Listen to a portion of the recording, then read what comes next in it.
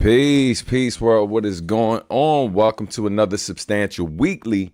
My name is Substantial. Happy to see everyone here. Shout out to everyone in the chat. Shout out to everyone tuning in, no matter where you are in the world. Yeah, man. Shout out the Green Face Kid holding it down, hopping in early. Also, shout out to David, Ousted, Joshua, Soul Tiger, Warpath, Early Bird, who was late last night. You're letting us down early. But nah, and also shout out to C Cruz and anyone else who's watching right now, some of the folks hiding out in the background and stuff. Shout out to Happy Mochi, who's just popped up as well, man. But yeah, man, super happy to see you guys as I am every week. Thank y'all so much for tuning in. Today's show will not be as long as we've run the last few weeks because I won't be doing a lyric breakdown today. I'm still trying to catch up and finish editing the last two that I did on top of like at least two other ones that I haven't edited from before. So just going to take a quick break for the next 2 weeks from the lyric breakdowns just so I can catch up with those videos and get those uploaded sooner than later. Before we open up the super chats and all of that, let's go ahead and set our goal for today. That was pretty dope.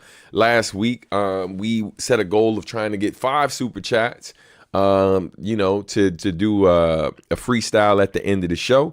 I'm thinking today maybe we play some unreleased music. You know what I mean? I'll play an unreleased joint. If we can hit 5 super chats on the day today, and don't send them in yet. Just wait a second. Let me get the goal thing set up so I ain't got to backtrack too much. But yeah, just if we can get if we can hit 5 today, then yeah, we will. Hold on, I'm trying to turn off some of these features. If we can have 5 for the day, then I'll play an unreleased track for y'all. And yeah, and we don't know what it might be. You know what I mean? I don't know if it's gonna be an unreleased substantial joint, an unreleased collaboration with some of the many people I've worked with, or unreleased instrumental. It could be any of those things. You know what I mean?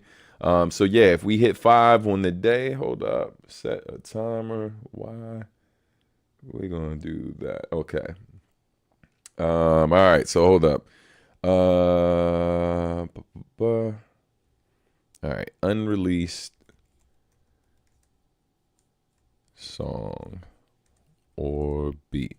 All right, so here we go. Make sure I resolve any typos because your boy is the typo king. Unreleased, boom. Unreleased song or beat. I feel, yep. All right, typo. I knew it. Boom, there we go. Goal has commenced. Okay. All right, so the goal has been added. Also, shout out to everyone else who joined. Nice Afro, Adam Music, good to see you up in here as well. So again, the goal for the day, the goal is to hit 5 super chats, and then we will play an unreleased track before we get out of here. Also, if you hadn't noticed, I'm wearing the official Be People shirt based on a song that I've released with Nuja Best many years ago. The song was all about unity.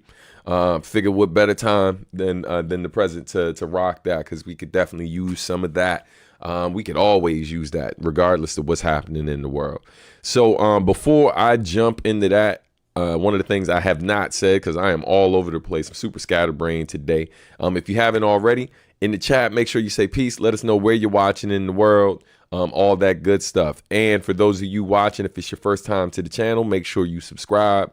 Hit the like button. You know what I mean? A lot of people, I see a lot of people show up, watch the videos, and don't always hit the like button. They don't always join in the conversation. They don't always leave a comment. And I know that's because you might be watching on your TV, or, you know what I mean, you got it on in the background while you're doing something else. But that helps us it helps that algorithm. It helps us reach more people, helps to make this video a bit more visible. So please consider doing that so we can continue to grow our community. And be sure to go to be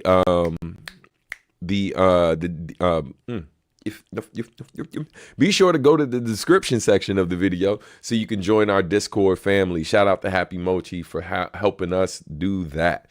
But yeah, man, so we got a lot to cover today. Obviously, we'll talk a bit about some of the stuff happening in the world around us. We'll talk a little bit about some of the new music that's been dropping and stuff. I haven't listened to Ab Soul new joint, but I am excited to hear it. I just heard a couple of the songs from the album already and been seeing his mixtape not mixtape, but freestyle appearances on different shows, and he's been bodying stuff per usual.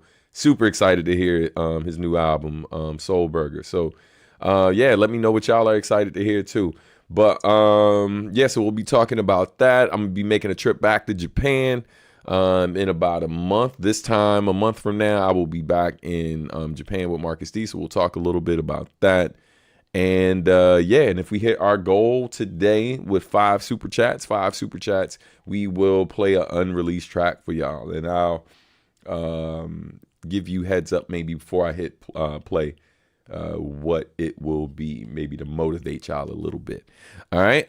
So yeah, let's keep it going. Let's see what we got here before I go. And the biggest thing, the biggest announcement, the most important thing of today, most important thing of the day.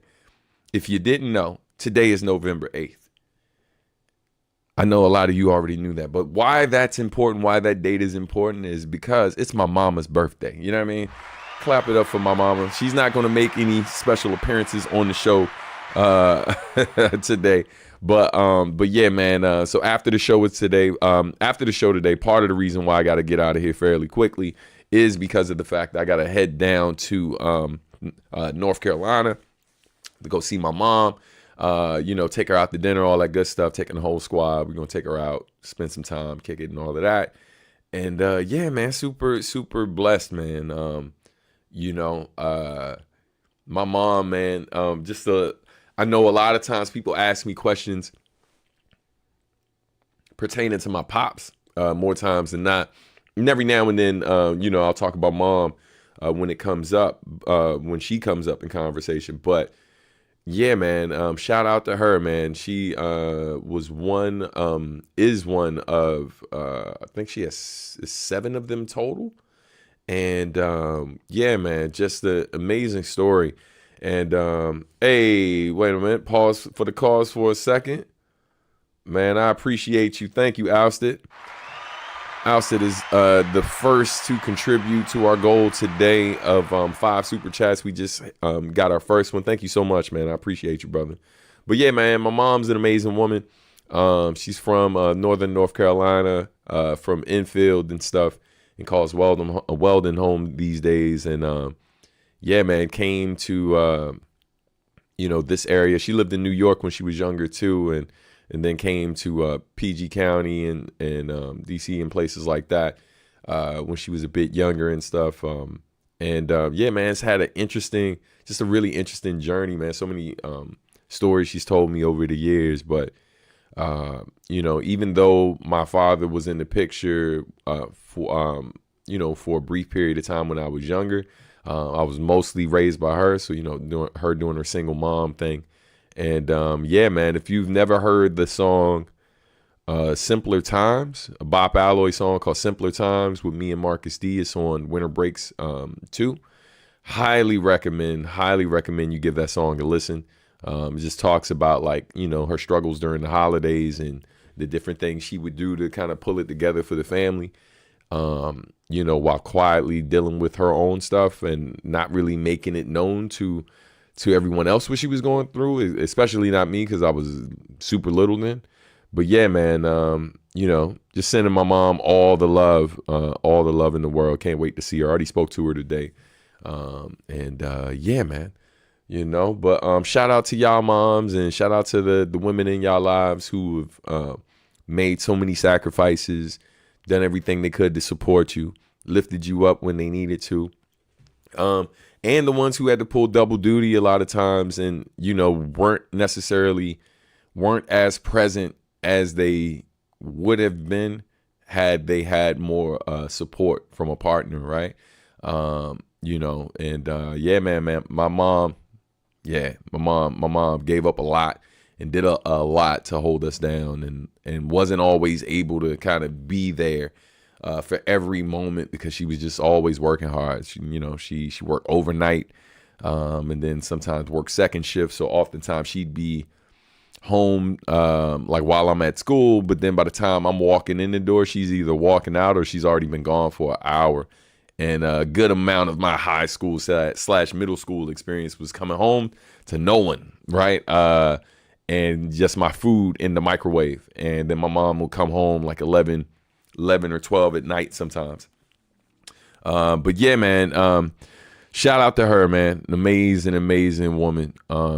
You know, and yeah, man, she, let's see, I'm doing the math real quick. Hold on. Make sure I don't want to mess these numbers up, man, because Lord have mercy. Let me type this in real quick. She, boom, and then add that. Gotta calculate some numbers because my mama been here for a minute, boy. So my mom is 83. 83 or trying to remember, she turned 83 or 84.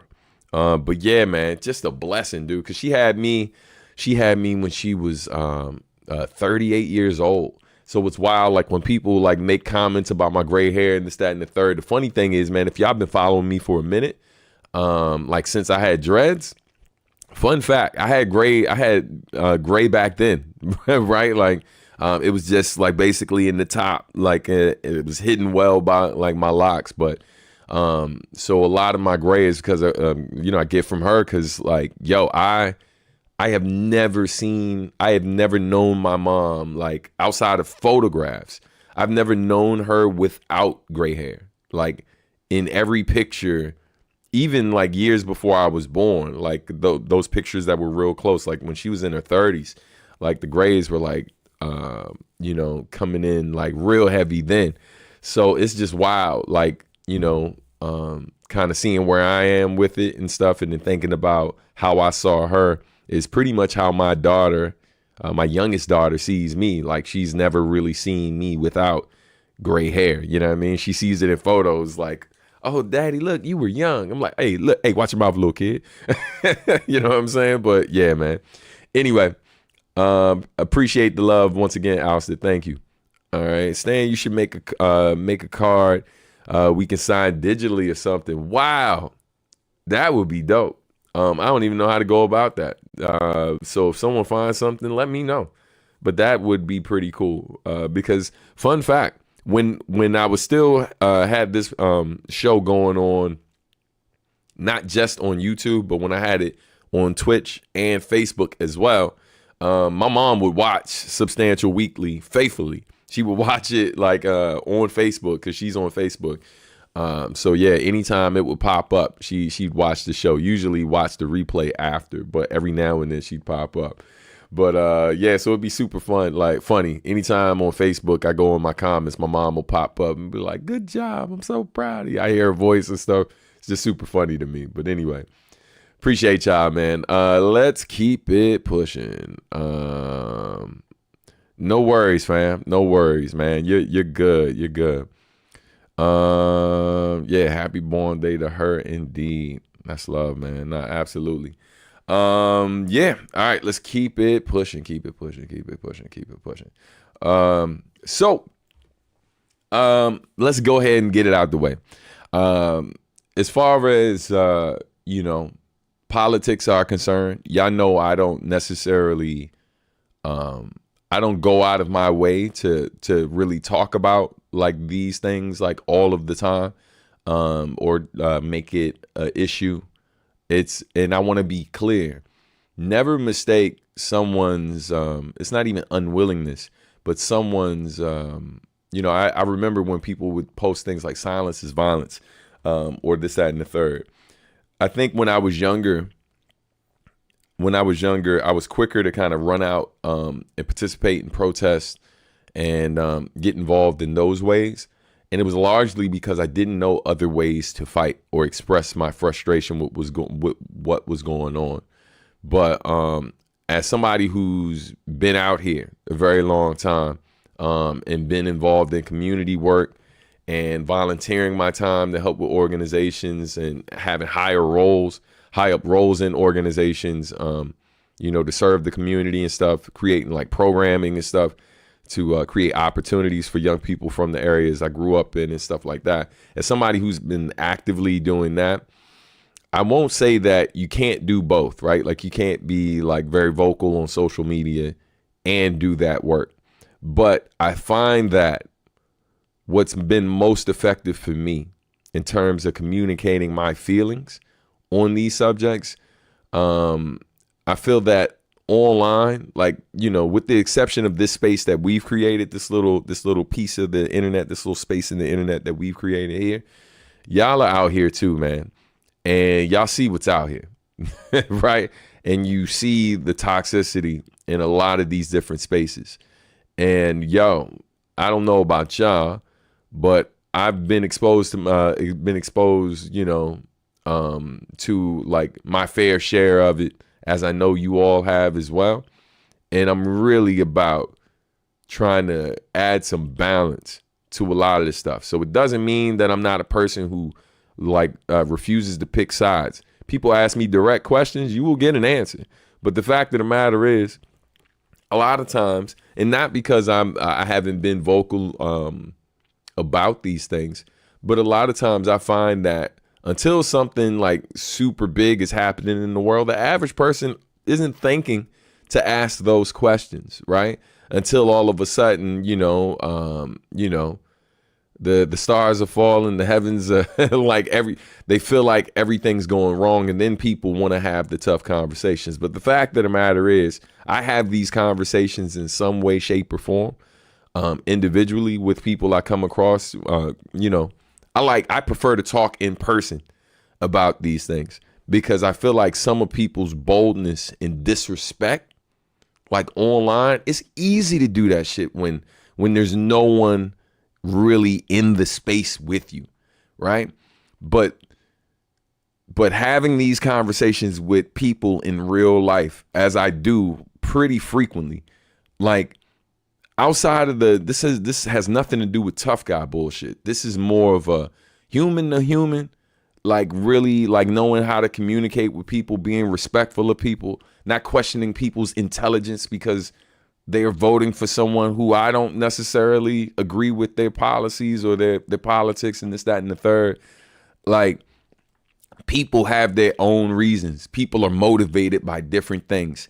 And it's quite apparent that like when someone has chosen a side, right, that no matter what information they're given, no matter what they find that disproves whatever, they still ride on that. They have the nerve to talk about integrity and things like that, but no matter what information is provided that disproves or proves whatever, they still have already clamped down and decided that, this is the way I'm going. And so they can't be moved in certain instances.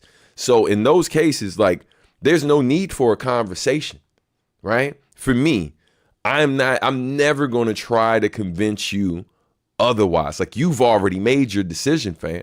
Cool. So guess what I'm not going to do? I'm not going to waste my time nor breath on you, right? Live your life. Be great.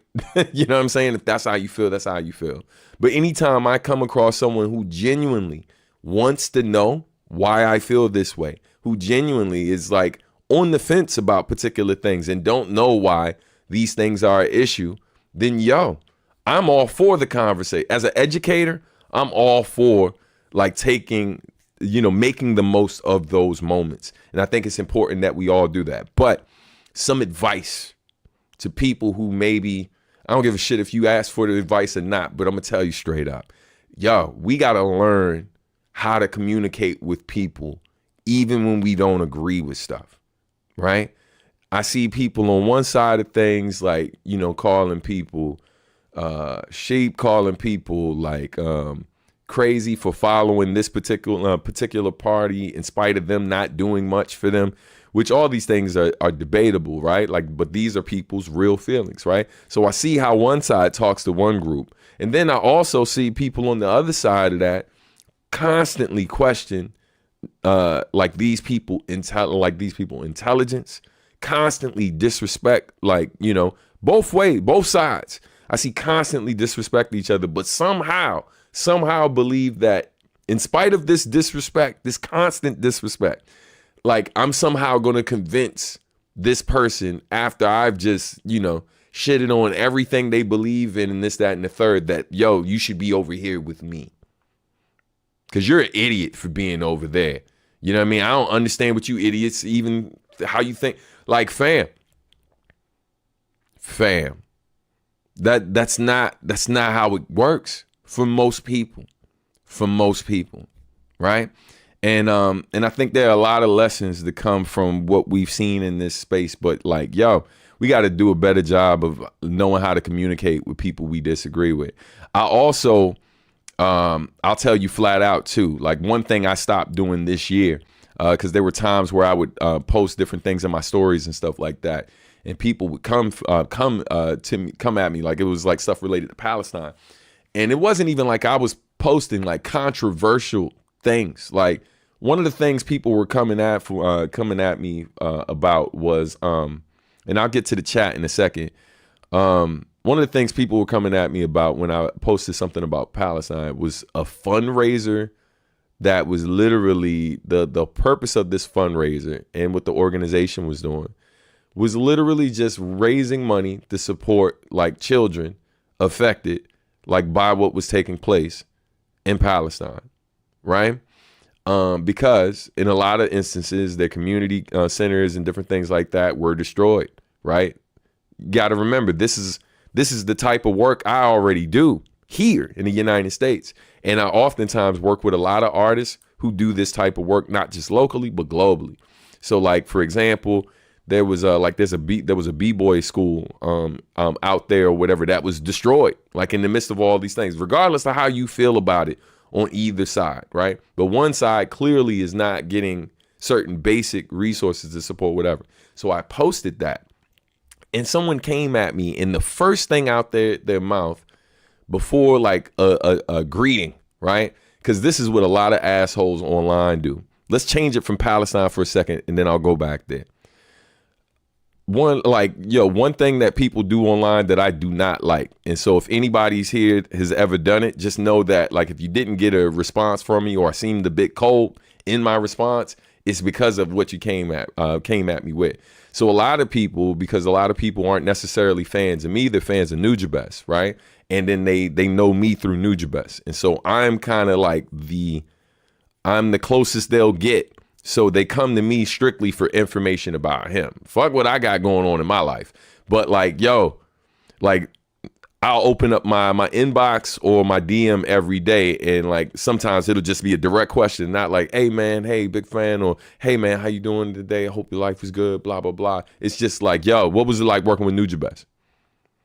Now, I know online people are just kind of straight to it. So it can kind of be taken as whatever.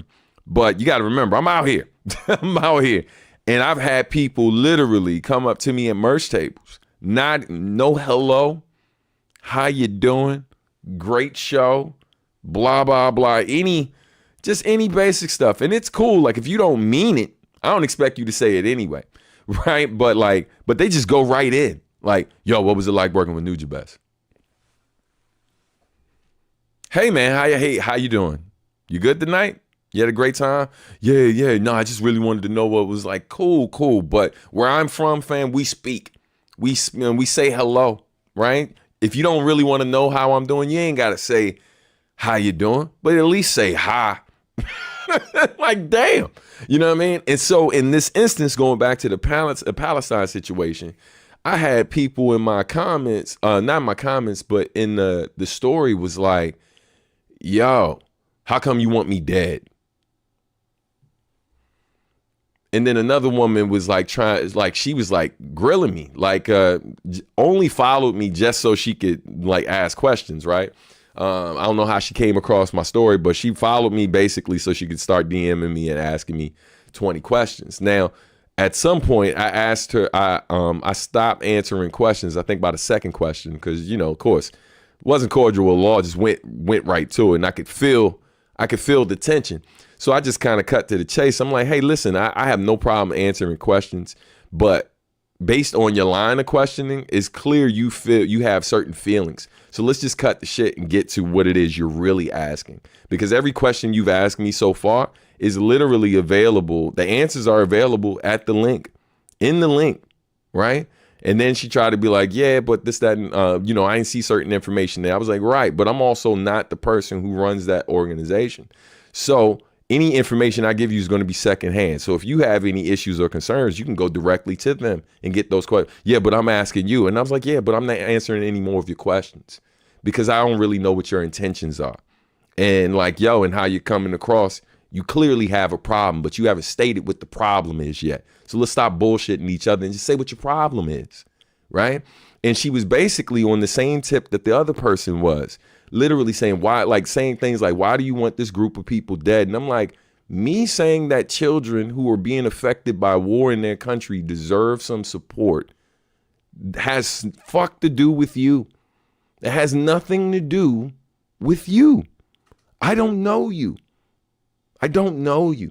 So I'm not sitting around thinking that, damn, you should die because of what's happening to them. I'm thinking, damn, this is terrible what's happening to all of these people. And it seems like over here, these people are getting a bit less support, like in terms of the young people who are impacted by this. And I'm just saying that, yeah, clearly over here, they're getting a lot of damn funding and support already. Hey, let's not forget about these other people who had shit to do with it. And it was just crazy to me that, like, yo, like how people take these things that are happening to other folks and like, yo, we try to make it about things that it's really not about. And like as a way of kind of guilting and manipulating people's feelings and trying to turn it into these, like simplify these really complex issues. You know what I mean? And so yeah, man, all of that shit is a huge turnoff for me, mainly because it's just like, I do not have patience for people who I really feel that after brief conversation with them, you don't really give a shit. You know what I mean? You hop on the wave of whatever the hot thing is of the day, right? And as somebody who's been doing a certain type of work and community work and working with young people, not just in the United States, but abroad, someone who's gone into prison, someone who's gone into juvenile detention centers, someone who's literally tried to provide resources in certain communities to avoid issues that come down the road for these folks, right? Like as someone who's consistently done that for over like 20 plus years, going on almost 30 years doing this type of work, it's just, I do not have the patience to debate with people who really don't give a shit about these issues. I don't. So you won't hear me doing a whole bunch of shows like this where I really jump into it and talk about it. Because, yo, a lot of people got a lot of shit to say. A lot of shit to say about this, that, and the third. Like one of the times I was posting during the George Floyd stuff. And people didn't like what I had to say about like black people and our contribution to the world. And basically, you know, like when it comes to like the oldest remains found on this planet, like I love when I was flying through Ethiopia. They were basically talking about how Ethiopia is being like the cradle of civilization, something I read many years before. Talking about Lucy and all these different things. And they were just saying one of the things they love saying as a country is like ultimately, because we're ultimately descendants of like these peoples and these civilizations that existed long before folks kind of spread out around the world. And so a lot of the different things that we do in some way, shape, or form, right, are rooted in African traditions and like spread around the world. So it's just interesting to see how disrespected or how blacks are viewed, considering what our contributions have been. And I just remember like just the stupid shit that would fly out of people's mouth when I would speak about these things. Not even speaking about like things that are like hard. These are not complicated things to find out about. And there are lots of different sources from all different types of people, like who really have no skin in the game, right? And so, Yeah, man. It's just at some point I just didn't have the bandwidth anymore to really just waste my time talking with idiots. Because people say shit like, "What has a black woman contributed like ever?" Fam, really? Ever? Like ever? Ever? Just say you're racist, bro. Like, just say you're racist and sexist. There's nothing that, like, I can't have a conversation with you. If you can say that as a serious statement, right? Like, regardless to what history has shown us and what information is available.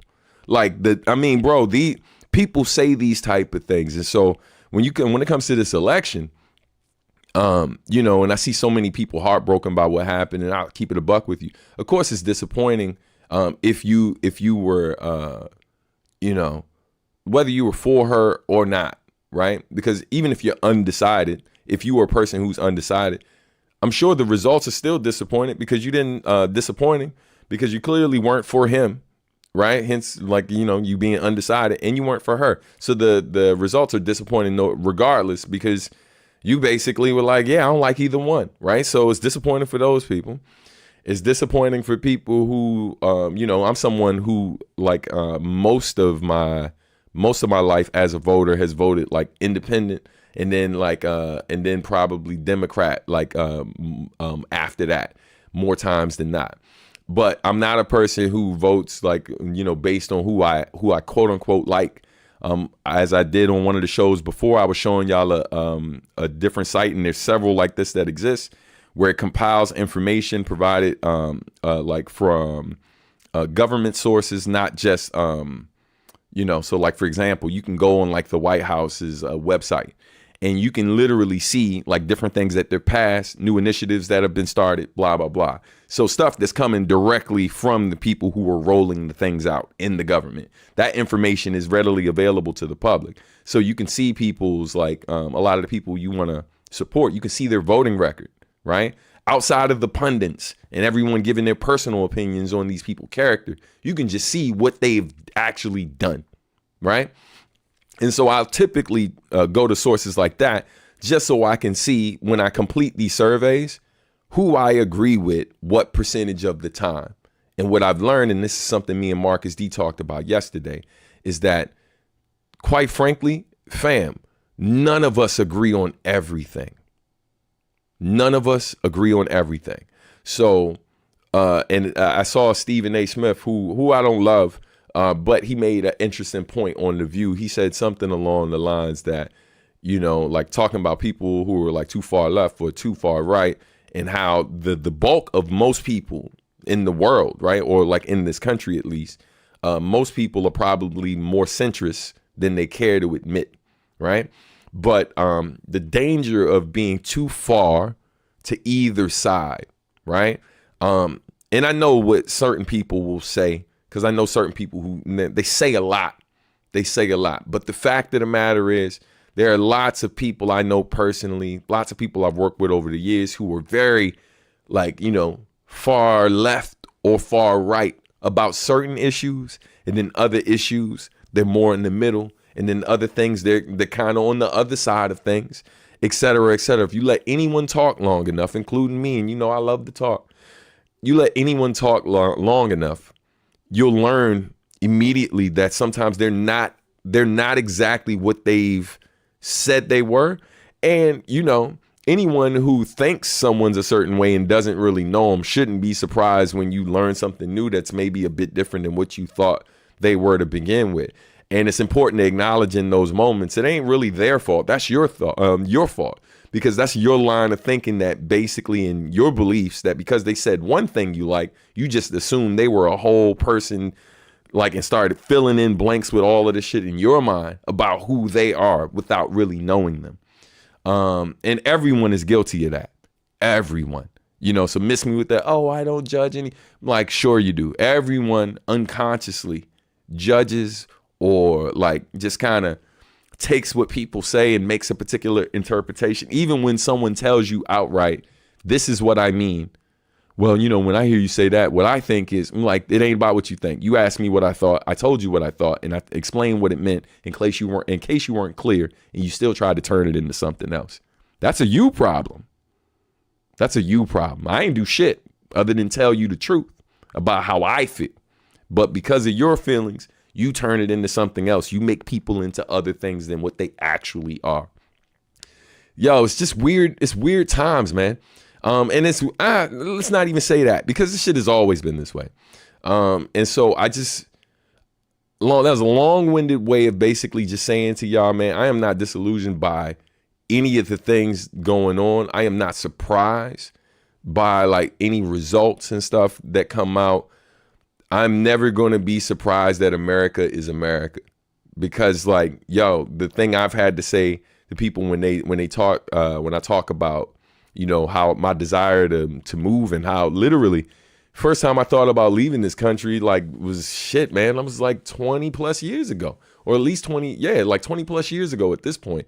So this isn't because of what's happening now, I'm thinking this way. I've always been thinking about like exploring, living somewhere else. Because something I told to Marcus D, man, I was like, and he was on the show and he verified, I think some of what we talked about that day. But I remember listening to him and a friend of ours have a conversation about him living in Japan and her visiting different parts of Africa a lot. And they were just happy to be home, right? And not be looked at as other, right? And be gawked at and this, that, and the third. And both of them are white. And so, you know, I'm sitting there in the room, and it was just interesting to hear them talk about that. And I reflected as they were talking on my experience here, my experience home, right? My experience here at home. And Marcus could kind of see my face, and he looked, and he was just like, you know, I'm just tired of like, you know, feeling like an outsider or being viewed as a, and then he looks at me, he was like, shit, which is what you feel like. And I cut him off, and I'm like, all the time, except I feel like that at home. I'm home. This is the only home I've ever known. And it's weird to feel like an outsider in the place that's supposed to be your home. It's weird to share your experience and try to articulate it to someone who's never been in that experience, and for them to not believe you, right? And think that like you're somehow politically motivated by something. I'm like, no, you asked a question, I gave you an answer, and now you're taking your feelings, your discomfort of what I told you, and because it goes against your beliefs and this, that, and the third, and now you're putting belief up against what I know. Belief is not knowing. You believe something, you don't know shit. You just know how you feel when that thing comes up. But I'm telling you what I know. I'm telling you what I know. I'm telling you what my actual experience is. You know what I mean? And yeah, man, and just because people believe in something else, your actual experience, your actual existence comes into question. You know what I mean? Or like your right to exist, your right to live, this, that, and the third.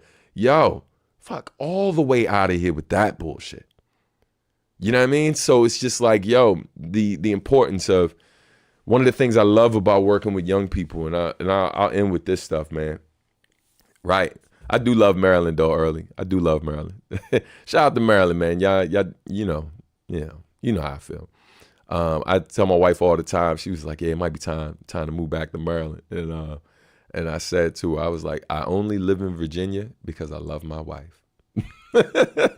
I do got love for VA, aspects of VA, but I live in Virginia because I love my wife. Simple as that. But yeah, man, last thing I'll share with, because I told you I have thoughts, and then I'll go through these comments. Shout out to y'all, man. Hey, man, I appreciate y'all who stuck around to hear this. I'm sure some people got some feelings and maybe don't appreciate some of what I'm saying, and that's cool too, man. Like, look, you know, you have the right. I'm never going to tell you how you should feel, but that works both ways. That works both ways. So anyway, speak on this from an educator, you know, from the point of view of an educator. And it was interesting going in to teach. I teach a weekly class, a business of art and music class with Words, Beats, and Life. Shout out to them. Which reminds me, I got to add something to this video too. Excuse me. Oh, shout out to my wife for filling up my water bottle. What I wanted to point out is that when I went in to work with the young people on Wednesday, I noticed how down they were, right? I was just asking. I was like, "Hey, man, how y'all doing? Y'all okay? If you want to talk, we can talk or whatever, And I didn't make assumptions that it was because of the election. I mean, I'm not stupid, so I know a lot of them, even though they can't vote, they pay attention, and they live here, and so they definitely have seen. They've been seeing what's been going on. Oh, it won't let me do it. That's weird. Anyway, yeah, man. So they basically just told me outright. They was just like, yo, it just doesn't make sense. Like, it just feels like people don't care about the things that they say they care about, right? And there were a lot of different things they said, but it was just like,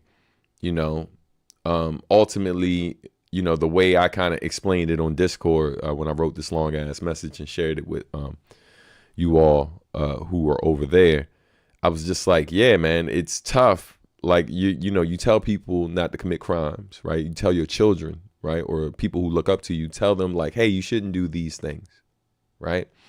But then like the country puts a person like in the position of leader of the country, who literally kind of goes against a lot of the basic thing. Politics aside, we're just talking about how they carry themselves on a day-to-day, because part of being a leader is leading by example, not just about what you say you're going to do and this, that, and the third, but what you actually do outside of what your job is, like what your character is, what your integrity is. Like, what are you a person who has integrity?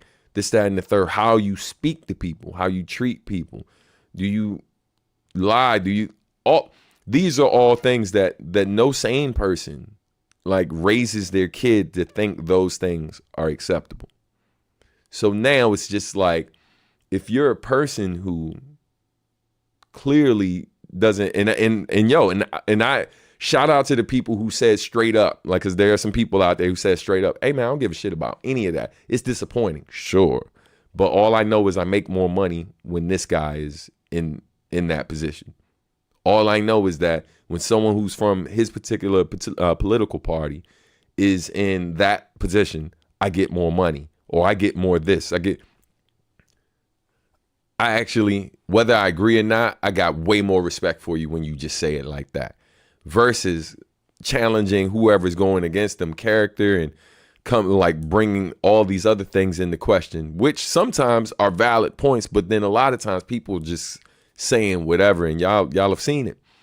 But like, it's just it's really, I think a lot of people, like, if you don't have kids, if you don't work in education, these conversations are extremely difficult. And I've spent I've been working in education 25 years, about as long as I've been making, same amount of time I've been making music professionally. And I've had to have these conversations. I've been in schools for a lot of the day after a lot of elections, and and the kids pay attention. Even when I was in middle school, I worked at a school that was like probably 98 or 99% like black and brown, right? In terms of the kids, and the school I worked at had a very large Latino population, or Latinx population, and man. I remember when he first got elected, the amount of students who were like real life traumatized, right? Like crying, like in the halls, scared that like, their families were going to get, sent away. I'm sorry. The phone just went off. That's my homegirl calling about the results for, the Grammys, which I'm gonna talk about next. We'll address that in a second. Man. Just being there in that building, having to be support to a lot of these kids, and see them going through that, like really being scared, like literally some of their friends who were born and raised here, like, you know, hugging and being scared that they were going to get deported or sent away. Like, you know, kids who lived here all their lives, but still scared because of some of the rhetoric that was out there. Like, yo, if you haven't seen that for yourself, like, I can try to paint the picture for you all day, but again, I don't give a damn what y'all think about, you know, because I'm not the guy who makes a million rap songs about this shit. You know, like, you know, I talk about issues, like I talk about what I'm inspired to talk about when I talk about it, but never mistake that as don't ever in your fucking life, don't ever in your fucking life question the amount of work I've put in communities around this country. It's like, you don't know, because unlike a lot of the people that talk shit online, the amount of work that I've put in, a lot of that shit is documented. Like, you can see the years of work I've put in with this, like with different communities here. You know what I mean? Private, public schools, etc. You know what I mean? Like, I'm really fucking out here, and I've been out here.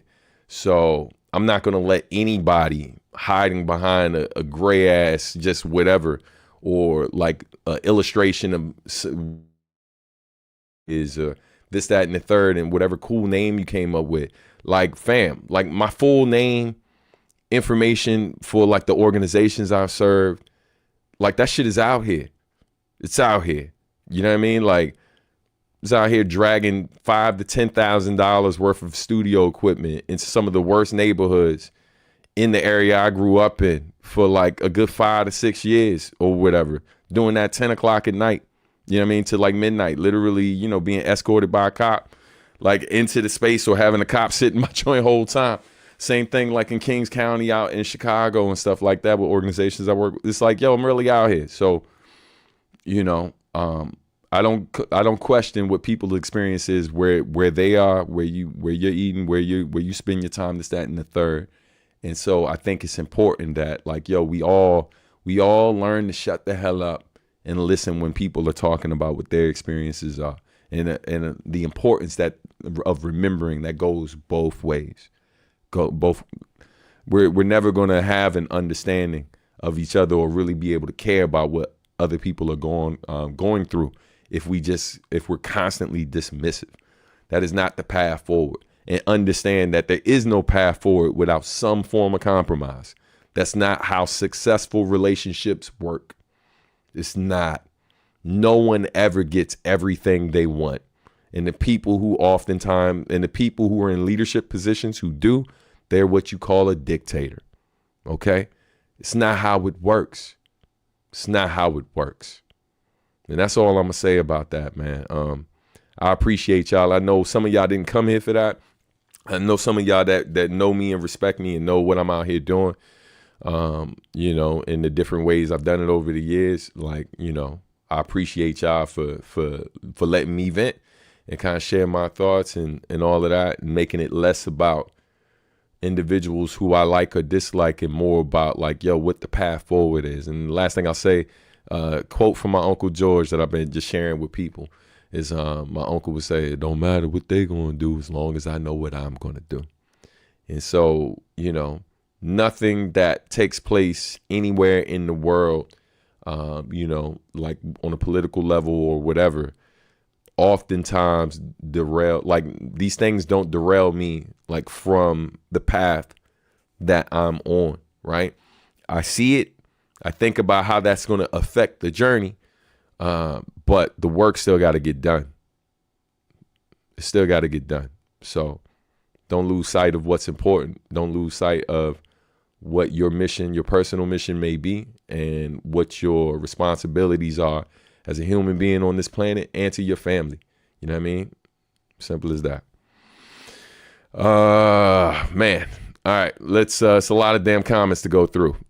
I mean, work on my posture here. I'm all like slumped over and shit. All right, let's see what we got. Hey, hold on. Reyes, thank you so much, man. Hey, bro, thanks for your thoughts. Really appreciate your music from down here in Latin America. Man, that's love. Thank you, family. Maybe someday you'll tour around here. Hey, I would love to. I would love to. I just keep getting hit up, but hit up or getting a lot of opportunities in some of the same places in the world. All over the years, many fans in Latin America and different places in Latin America have reached out, but like almost never any promoters or organizations have reached out to talk about potential opportunities for me to come out there. So yeah, it would more than likely have to be me trying to organize something myself without knowing much about those regions. So would love to. Anybody watching this, just know that I would love to come out there and do something with y'all. Yeah, man. All right, let's get to some of these comments I missed. Hey, I love you. I love you, Mrs. Robinson. Shout out to my wife, Rochelle. She gets a round of applause. All right. Let's see. Blah, blah, blah. Oh yeah, huh? Yeah, man. This quote. Takes a village to raise a child, but a wise man once posed the question, what do you do when the village is sick? That's literally from a training I had when I used to work for Covenant House, Washington. Covenant House, the organization, global organization, has worked with like underserved communities and homeless communities globally for decades. And so when I moved back to the DMV, I worked with them for many years. I worked in their prevention services department, working with 11 to 17-year-olds. I used to be assistant director of prevention services, and before that, I was a youth leadership development trainer. And so one of the trainings I had, a brother whose real name was Thandor. That was his real name, or is his real name. He's still alive. Thandor. He said, people say all the time, it takes a village to raise a child. It takes a village to raise a child. But what do you do if the village is sick? That quote, man, and it's really one of those things, like, it's goosebumps, like such a powerful quote. People are trying to just kind of glaze over certain problems that exist and just kind of address other things without getting to the core of where these problems come from. And so, you can't fix an illness that you won't acknowledge is actually there, right? And oftentimes what we see, like when we see them trying to ban particular books, when we see them trying to ban certain types of education, try to keep certain programs out, which also is is kind of like a way, there are examples of people saying that certain people can't teach, certain people can't be in leadership roles. People are trying to pacify certain groups of people. They're trying to shut down certain information when people are having trying to have these conversations with people who otherwise wouldn't get access to this information, which doesn't allow us to address these real problems. So, I had a conversation with my oldest daughter's boyfriend, and was just saying that, he was just saying like something funny or something random, and I was just quiet. I was driving and stuff. And then he was like, don't judge me, Mr. Robinson. I know I can say some strange things. And then I said to him, I was like, son, you have no idea the amount of strange things I've heard come out of children's mouths in the 20 plus years I've been doing this work. I've been doing this work like well past, like at least a decade before you were even, here. You know what I'm saying? So you'd be surprised. And then he was like, I get quiet after that. I don't say anything else. And then he was like, what are some of the things you heard? I was like, well, I'm pretty sure your parents wouldn't want me to share certain things with you without having a conversation with them first. But let's just say most of the work I've done over the years has been with like at-risk youth, underserved communities, et cetera, et cetera. I've oftentimes worked in positions or at places that people don't want to work, right? Or they go work for a year and then they get the hell out of Dodge. They go work for 2 years and get the hell out of Dodge because they don't want to be in these environments. People are scared to work in these places. I've worked in alternative programs in Baltimore, you name it. You know what I mean? Like I've been out here. I've been out here. And so, so I was just explaining to him that I was like, so, while the thing you might have said may have been silly and some people might view it as strange and stuff like that, it's just like, it's like, I don't even view it that way, man. You're a kid. You're a kid. I expect you to say things that at times immature, right? And like, but I also know that you can be brilliant sometimes too, right? Like the best of us, we have those moments of like silliness, right, or strangeness or whatever, and then brilliance and blah blah blah. Which brilliance sometimes can be strange, and I was like, but it's cool. But then I just was like, we started having other conversations, and one of the things I found interesting that he said, I said I was going to be done with this stuff and then move on, but we here because I'm going through your comments. But what he said was, he never could understand why someone would like steal something, right? Because I think I told him about someone like breaking into our car and they stole they took the airbag, which he thought was lunacy. He was just like, who does that, right? And I was like, well, if you knew, I was like, imagine you had a hard time getting the job, right? And he was just like, just listening. And I was like, so for example, me when I was younger, I probably put in like 20 or 30 job applications when I was like 15 to 16. I've been the same size since then. Of all those job applications I put in, I think I heard back from like one or two companies. Some of the places I went into didn't even want to give me job application. Okay. And so I said, so imagine you're in a similar situation as me, but, but maybe financially you're worse off. And to be clear, I was not in a great situation financially at that time. I definitely could use the money. I was like, but let's say you find, somebody in your community who steps to you and was like, oh, you need money, do you? Right? Well, and also you you're being raised by a single parent. They're barely making enough to take care of every responsibility they have and you, which includes you. And now you have an opportunity to make some money. Well, you try to go out and get a job. You keep trying to get a job. No one's getting back. In some places, they won't even give you a application just because of how you look, right? Which was my experience. And then imagine someone tells you that, hey, man, for one night work or whatever, I can give you several $100s for one night's worth of work. And if you do this a couple nights a month, you'll be making thousands of dollars. I'm not even talking about selling drugs. I'm just talking about breaking into cars and taking airbags. Because if the street value is roughly $400 to $700 per, and then one night in maybe like 2 to 3 different communities, y'all take roughly like 10 to 15 of those a night, right? 10 of those, $700, $7,000. Getting like 15 of those, maybe you're making over 10 G's. Even if you're doing this with like 4 people, if 4 of y'all are doing this, that's $2,500 a piece for one night work.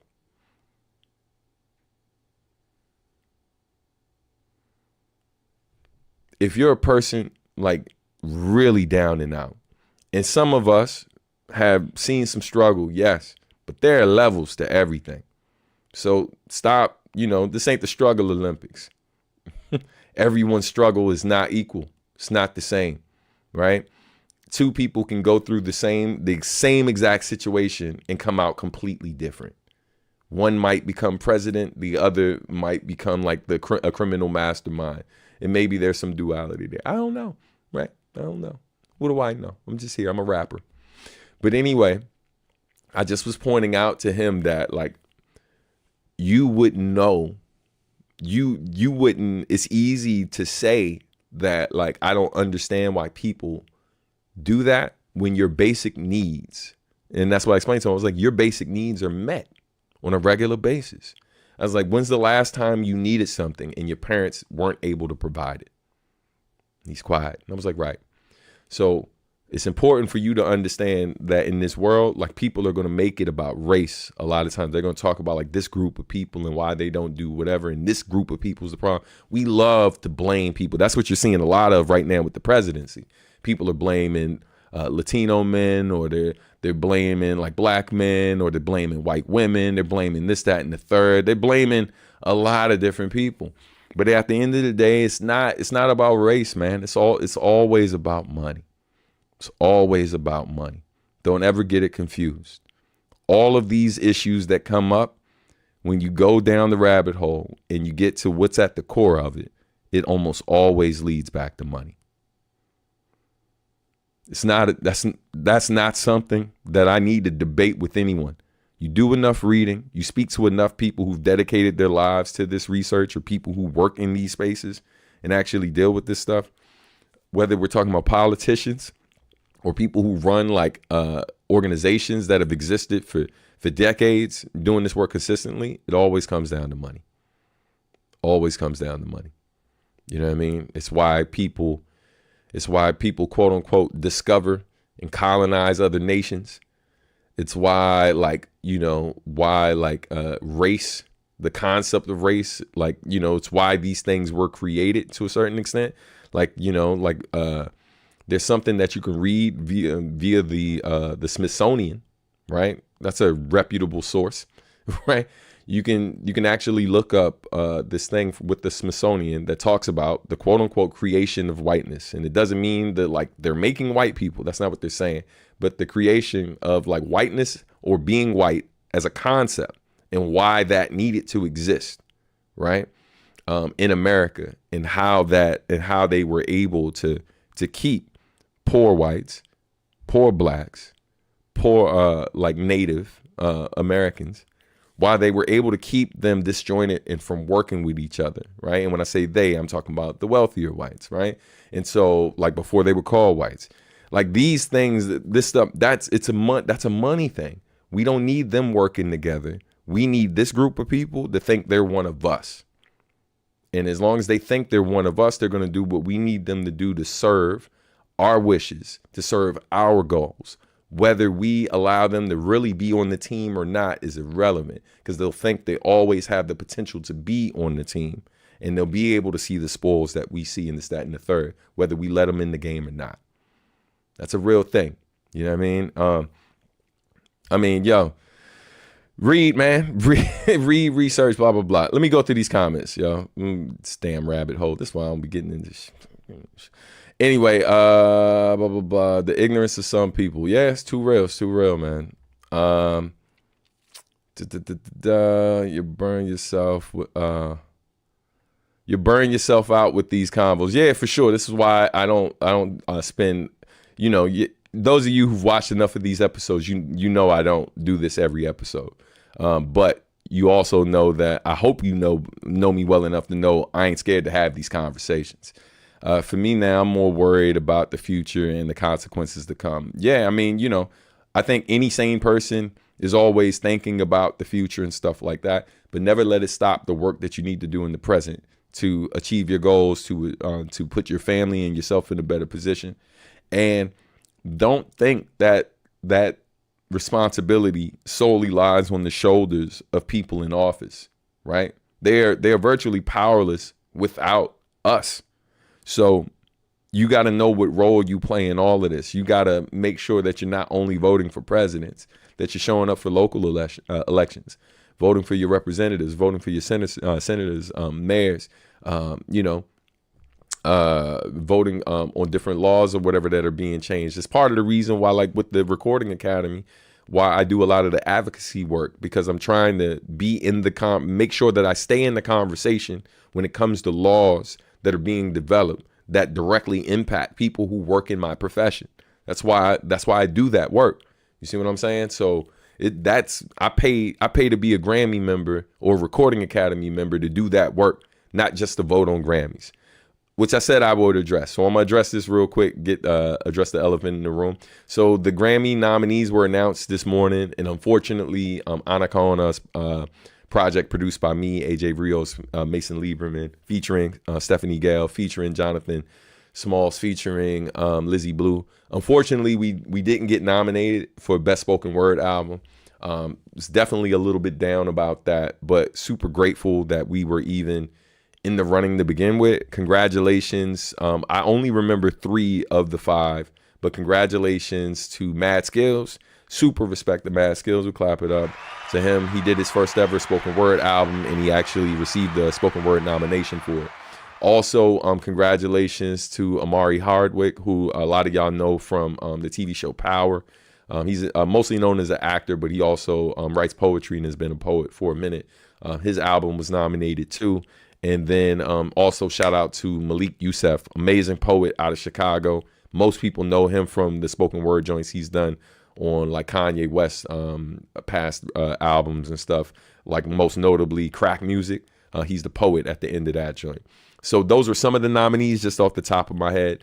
That's all I'm gonna really say about that. I was hoping to have better news for y'all, but man, you know, I stand on the fact that we made an amazing project. And any of y'all that's watching right now that has not listened to that album that I've been telling y'all about for months now, you know, and you might be thinking, yeah, I don't really want to hear a spoken word album, you know, that's Substantial produced per se.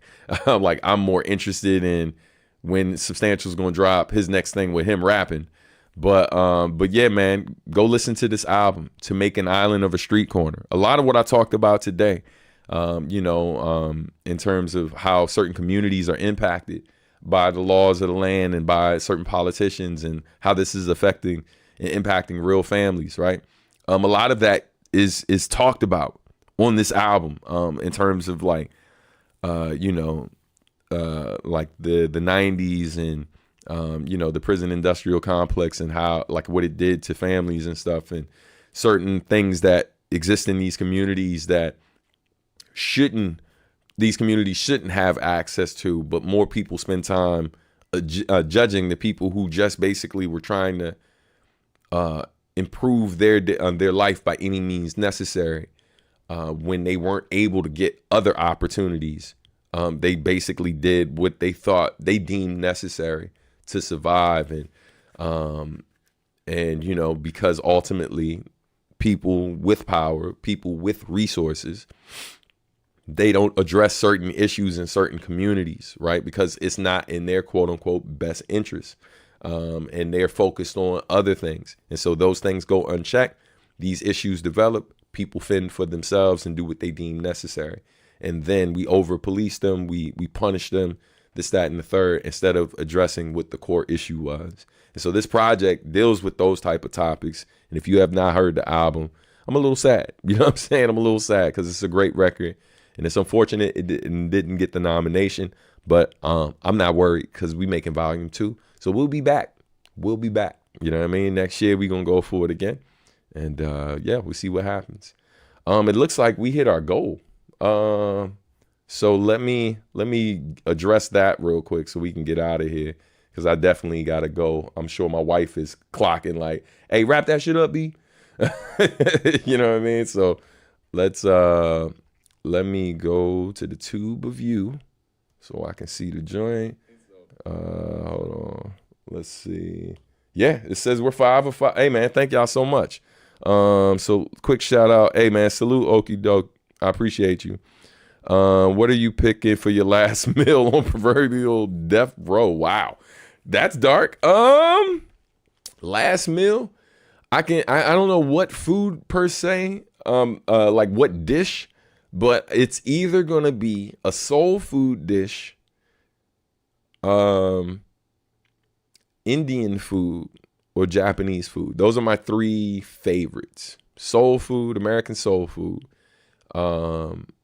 You know, Indian food, or Japanese. So if it was Japanese, my last meal was a Japanese dish, it'll probably be unagi, right? Like it'd be a bowl of unagi over rice with seaweed salad on the side, some miso soup, and I'd be pouring the miso soup in the bowl with the unagi and the rice, mixing that real good with that big ass spoon, which I forget what it's called, scooping that up and going to town. Or it would be, if it wasn't Japanese, if it was Indian, it'd probably be some type of paneer dish. Like I love like paneer and spinach. I love that dish over like basmati rice. Yeah, yo, with some samosas. Yeah. Now I'm hungry. Damn you. And if it was soul food, for dessert, it would definitely be pecan pie or pecan pie, depending on who you're talking to. some mac and cheese. My sister Lisa's mac and cheese. God, yo. Or my cousin Tiffany. She throw down too. Some collard greens. Maybe some catfish. This is not the breakfast or meal or dinner of champions, right? Like, this is not the meal you have when you're trying to stay in the best of shape, but it is an excellent meal. Definitely gonna need some hot sauce for my catfish. You know what I'm saying? Or it might just be catfish and grits. Damn, whew, shit, I'm hungry. Hey man, great question, but I hate you for asking me that because now I'm starving. Let's see. All right, let me get to a few more comments. I'm gonna actually cut it short soon so I can play this song. So let's get to any comments I might have missed. We here for it, man. Great thoughts as always. Thank you, King. I appreciate you, Kevin. Substantial. 2 out of 3 Kevins approve. The final watcher says, after this week, my wife was glad we moved to Maryland. Too real. Shout out to Maryland, man. They held it down. I could listen to you talk about paint drying and I'd still be invested. Man, thank you so much, family. I hope I never disappoint y'all. I know what it feels like to be disappointed, and I pray I don't disappoint the people who believe in me and support me. But we're all human, man. We fall short sometimes. So I try to give people grace. And I try not to be overly judgmental and write a lot of judgy things and shit that I might end up regretting a bit later. You know what I mean? So while I don't post everything, I'm always thinking deeply about the things we're seeing. And I try to have real conversations with people who know my integrity, know who I am, and know that, like, if I'm talking to you about this stuff, it's because I respect who you are and your opinion, even if we disagree on things. But most importantly, I know you're not going to be quick to judge me because we don't see eye to eye on something. You know what I mean? So yeah, man. It's nice to see Stan the Educator come out from time to time. 100%, man. I appreciate you. Came back, support you, brother. Exactly. Feeling Phil and what I experienced. Yeah, I feel you. Hey, if you value America and see us all as equals, the division itself is heartbreaking. Yeah, I mean, hell, yeah, straight up, it's heartbreaking to see for sure. But I think what's important to remember, though, context matters. This country is way too big, right? I know that's not something people typically talk about, but the reality of it, right? Again, the conversation I had with Marcus E yesterday, we were talking about how, like, Japan, a place like Japan, which is very homogenous, right?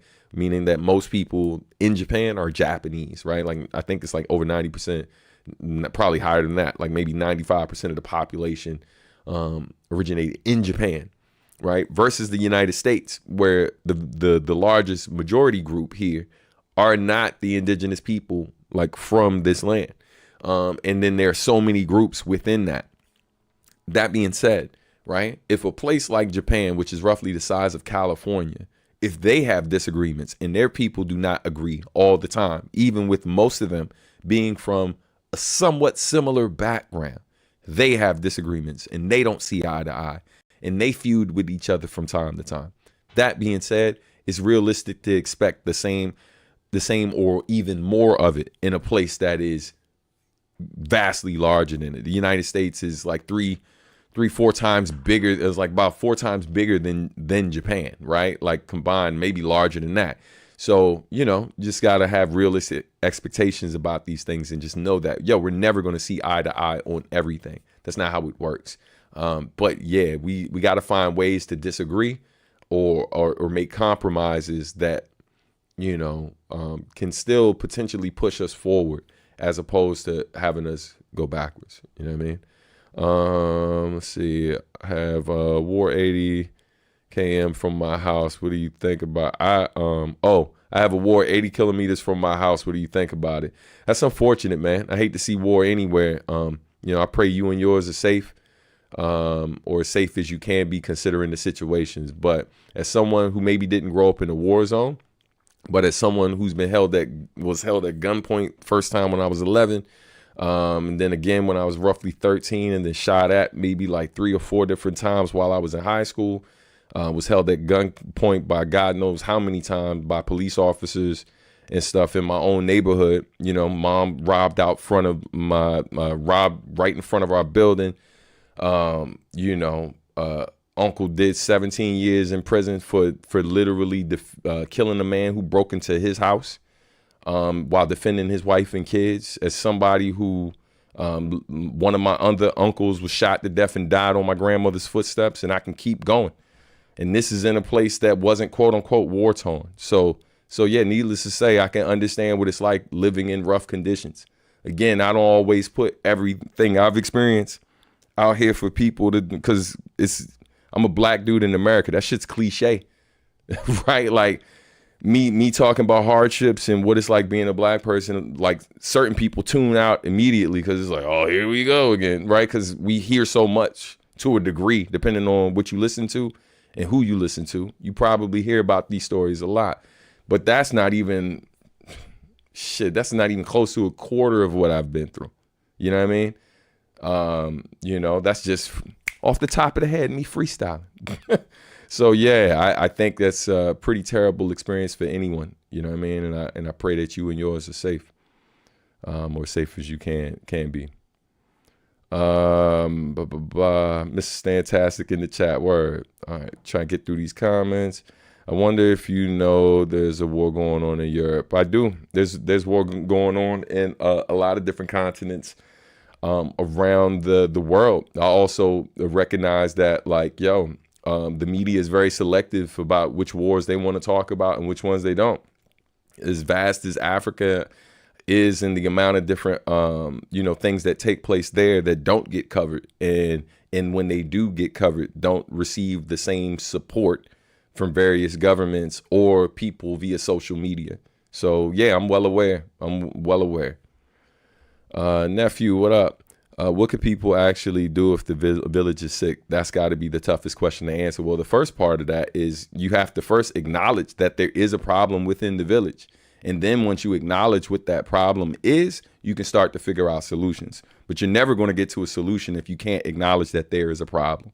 And a lot of people, there are plenty of people who see a problem with the village, and there are other people who are just like, nah, it's fine. It's fine. Or it'll be better if we just get these people out the way. And so as long as people can't see the eye to eye on who the problem, like who's the actual problem, and maybe it's all of us. Maybe it's not just one group. Maybe it's all of us. Maybe we all have biases, right? Maybe it's not even maybe, we all have biases, right?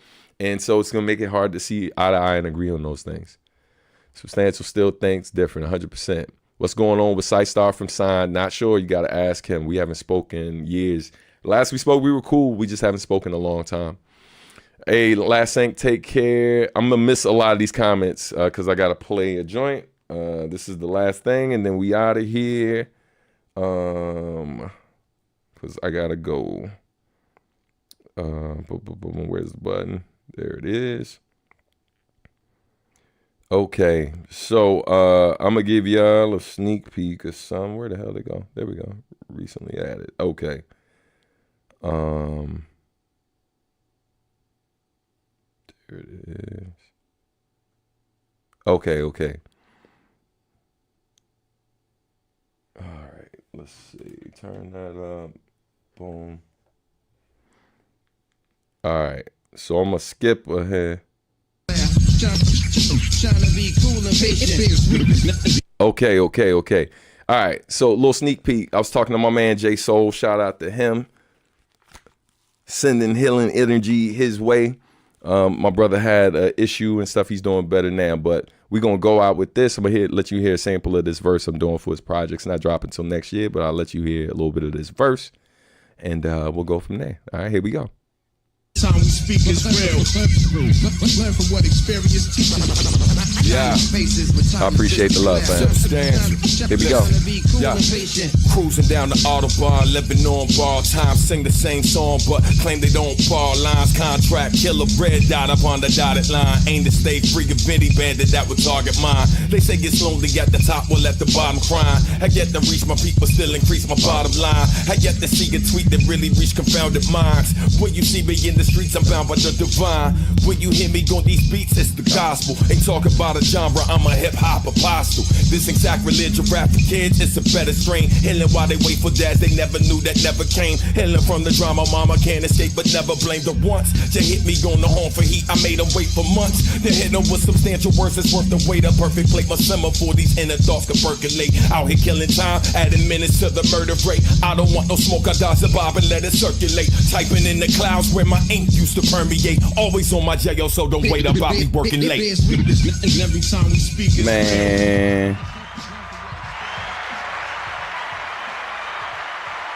Man, let me know what you think in the comments. Shout out to my man J Soul who produced that. Just a little sneak peek of a joint we got called Holy Ghost with me, Wordsworth, and the homie J Soul. So a little sneak peek for you. Yeah, man. I think that's it. I gotta get ready to get out of here. Oh, crazy. There we go. I was wondering. I was like, man, y'all still here? Hello? Man, thank you. I appreciate it. Thank you. I'm glad you enjoyed that joint. You know? It's fire, bro. Yeah, super sneak peek because that's not dropping until 2 seasons from now. So, so yeah, man. But recorded that joint and super happy with how it came out. Your soul music always hits exactly where it's supposed to. Yo, thank you so much. I appreciate that, Amanda. Okie doke, man. Thank you, family. All right, Stan, enjoy your trip. North Carolina. Yeah, man. Hope your mother enjoys her birthday. I know she will, man. And, you know, I appreciate y'all. Y'all have an amazing weekend, man. Stay out of trouble. Be safe out here, man. Like, you know, stay focused. If you're a person out here spreading love, you're spreading goodness in the world, you're contributing to the community in a positive way. And people are depending on you. People look to you for inspiration, man. Stay focused. I'll tell you what I told Ana Kaona the other day. In spite of what what the results were for these nominations, I told her, I was like, Queen, you already won. You know what I mean? You you finished something that we started a long time ago, and you got it done. But you already won. You've done, like, yo, you're raising beautiful children. You know what I mean? You're spreading light in the world. Like you're persevering in spite of all the bad things happening. So, man, stay focused, stay inspired. It was like, yo, take time to feel all the feels you need to feel right now. To everybody, feel everything you need to feel right now. But then, when you're done, get back to moving mountains. Get back to work. You know what I mean? This is not the time to take off. This is the time, like, everybody, all hands on deck, man. We got to come together. We got to continue doing this work. We got to continue spreading love. And yeah, man, on that note, I'm out of here. Y'all have an amazing weekend, man. Love y'all. Love y'all to pieces. Really appreciate the support, the kind words, all that good stuff. All right. Thank you, family. I hope your mom is safe down there. Peace. Yeah, man, for sure. Much love, everyone. Stay strong. Have a great weekend. Soul Tiger, thank you for the love on the song. All right, y'all. Y'all take care, man. I'm out of here. Peace. Oh, let me get this outro. Lighten the mood real quick, and we're out of here. Take care. Who made it to the end? Who made it to the end? You made it to the end. Who made it to the end? Who made it to the end? You made it to the end. Yo.